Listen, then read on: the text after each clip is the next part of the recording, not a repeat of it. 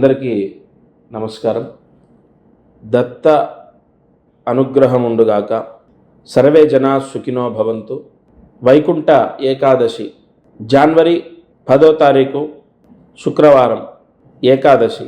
ప్రతి సంవత్సరం ఈ వైకుంఠ ఏకాదశి అన్నది పుష్యమాసంలో రావడము, విష్ణు ఆలయాలన్నీ కూడా పరవశించిపోవడం, దర్శనంతో మనమంతా తరించడం జరుగుతుంది.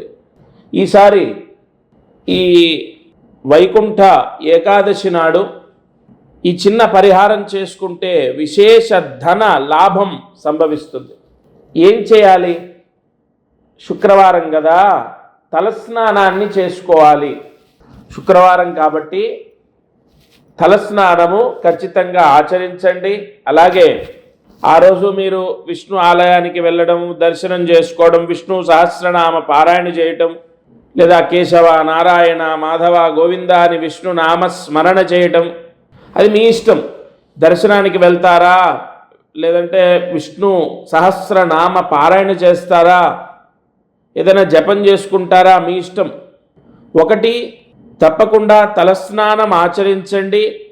రెండోది, వైకుంఠ ఏకాదశి జనవరి 10వ తారీఖు 2025 కదా, ఆ రోజున తప్పనిసరిగా గోవుకి 3 ప్రదక్షిణాలు చేయండి. మామూలుగా గోవుని దర్శించడం, 3 ప్రదక్షిణాలు చేయడం.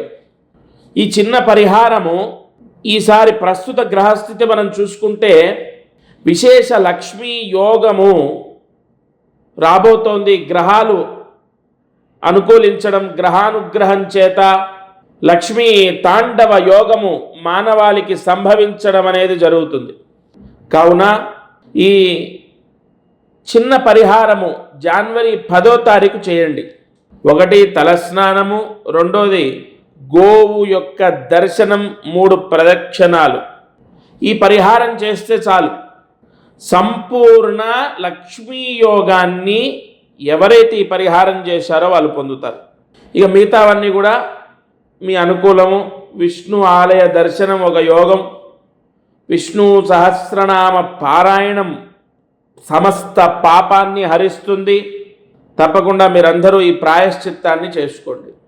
అనేక పరిహారాలు పర్వదినాల్లో మనం చేసినప్పుడు అవి వెంటనే ఫలితాన్ని ప్రసాదిస్తాయి. దత్తార్పణమస్తు. Please like and subscribe Eagle Andhra.